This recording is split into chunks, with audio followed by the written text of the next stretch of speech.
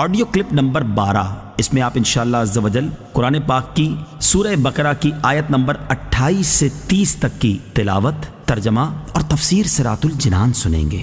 بسم اللہ الرحمن الرحیم۔ ترجمہ: اللہ کے نام سے شروع جو نہایت مہربان رحمت والا ہے۔ کیف تکفرون باللہ وکنتم امواتا فاحیاکم ثم یمیتکم ثم یحییکم ثم یحییکم ثم الیہ ترجعون۔ ترجمہ: تم کیسے اللہ کے منکر ہو سکتے ہو؟ حالانکہ تم مردہ تھے تو اس نے تمہیں پیدا کیا، پھر وہ تمہیں موت دے گا، پھر تمہیں زندہ کرے گا، پھر اسی کی طرف تمہیں لوٹایا جائے گا۔ کیف تکفرون باللہ، تم کیسے اللہ کے منکر ہو سکتے ہو؟ تفسیر صراط الجنان میں ہے، توحید و نبوت کے دلائل اور کفر و ایمان کی جزا و سزا ذکر کرنے کے بعد اللہ تعالیٰ نے اپنی خاص و عام نعمتوں کا اور قدرت کی عجیب نشانیوں کا ذکر فرمایا، اور کفر کی خرابی اور برائی کو کافروں کے دلوں میں بٹھانے کے لیے انہیں خطاب کیا کہ تم کس طرح خدا کے منکر ہوتے ہو، حالانکہ تمہارا اپنا حال اللہ تعالیٰ پر ایمان لانے کا تقاضا کرتا ہے، کیونکہ تم بدن میں روح ڈالے جانے سے پہلے تمام مراحل میں مردہ تھے، یعنی کچھ نہ تھے یا بے جان جسم تھے، پھر اس نے تم میں روح ڈال کر تمہیں زندگی دی، پھر زندگی کی مدت پوری ہونے پر تمہیں موت دے گا، پھر تمہیں زندہ کرے گا۔ اس سے یا تو قبر کی زندگی مراد ہے جو سوال کے لیے ہوگی، یا قیامت کی، پھر تم حساب کتاب اور جزا کے لیے اس کی طرف لوٹائے جاؤ گے۔ تو اپنے اس حال کو جان کر تمہارا کفر کرنا نہایت عجیب ہے۔ اس آیت میں غور کریں تو ہم مسلمانوں کے لیے بھی نصیحت ہے کہ ہم بھی کچھ نہ تھے، لیکن اللہ تعالیٰ نے ہمیں زندگی عطا کی اور زندگی گزارنے کے لوازمات اور نعمتوں سے نوازا، تو اس کی عطاؤں سے فائدہ اٹھا کر اس کی یاد سے غافل ہونا اور ناشکری اور غفلت کی زندگی گزارنا کسی طرح ہمارے شایان شان نہیں ہے۔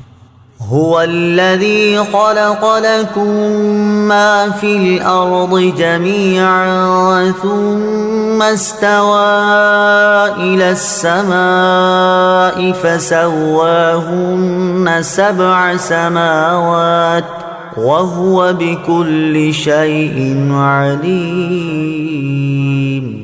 ترجمہ: وہی ہے جس نے جو کچھ زمین میں ہے سب تمہارے لیے بنایا، پھر اس نے آسمان کے بنانے کا قصد فرمایا تو ٹھیک 7 آسمان بنائے، اور وہ ہر شے کا خوب علم رکھتا ہے۔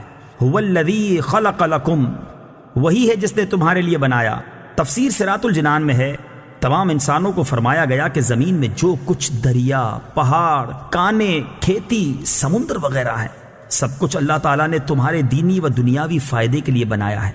دینی فائدہ تو یہ ہے کہ زمین کے عجائبات دیکھ کر تمہیں اللہ تعالیٰ کی حکمت و قدرت کی معرفت نصیب ہو، اور دنیاوی فائدہ یہ ہے کہ دنیا کی چیزوں کو کھاؤ پیو اور اپنے کاموں میں لاؤ۔ جب تک اللہ تعالیٰ کی طرف سے کوئی ممانعت نہ ہو تو ان نعمتوں کے باوجود تم کس طرح اللہ تعالیٰ کا انکار کر سکتے ہو؟ ایک اہم قاعدہ اس آیت سے معلوم ہوا کہ جس چیز سے اللہ تعالیٰ نے منع نہیں فرمایا وہ ہمارے لیے مباح و حلال ہے۔ وَهُوَ بِكُلِّ شَيْءٍ عَلِيمٌ، اور وہ ہر شے کا خوب علم رکھتا ہے۔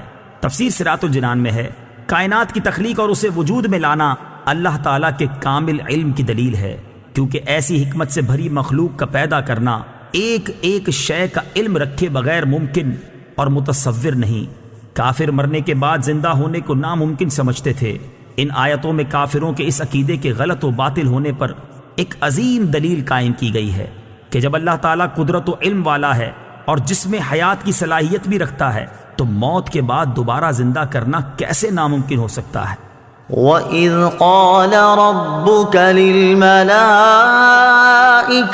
إِنِّي جَاعِلٌ فِي الْأَرْضِ خَلِيفَةً قَالُوا أَتَجْعَلُ فِيهَا مَن يُفْسِدُ فِيهَا وَيَسْفِكُ الدِّمَاءَ وَنَحْنُ نُسَبِّحُ بِحَمْدِكَ وَنُقَدِّسُ لَكَ قال انی اعلم ما لا تعلمون۔ ترجمہ: اور یاد کرو جب تمہارے رب نے فرشتوں سے فرمایا میں زمین میں اپنا نائب بنانے والا ہوں، تو انہوں نے عرض کیا کیا تو زمین میں اسے نائب بنائے گا جو اس میں فساد پھیلائے گا اور خون بہائے گا، حالانکہ ہم تیری حمد کرتے ہوئے تیری تسبیح کرتے ہیں اور تیری پاکی بیان کرتے ہیں۔ فرمایا بے شک میں وہ جانتا ہوں جو تم نہیں جانتے۔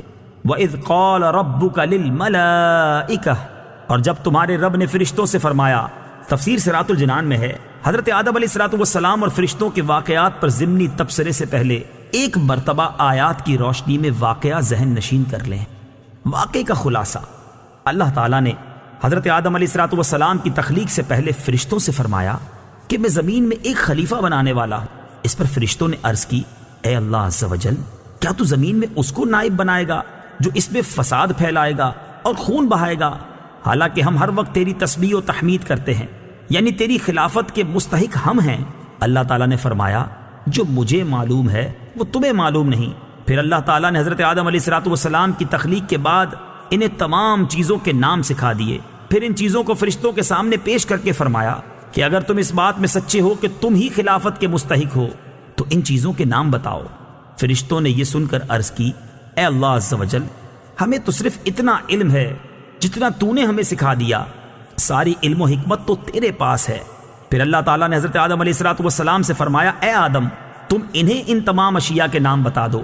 جب حضرت آدم علیہ السلام نے انہیں ان اشیاء کے نام بتائے تو اللہ تعالیٰ نے فرمایا اے فرشتوں، کیا میں نے تمہیں نہ کہا تھا کہ میں آسمانوں اور زمین کی تمام چھپی چیزیں جانتا ہوں اور میں تمہاری ظاہر اور پوشیدہ باتوں کو جانتا ہوں۔ انی جاعل فی الارض خلیفہ، میں زمین میں اپنا نائب بنانے والا ہوں۔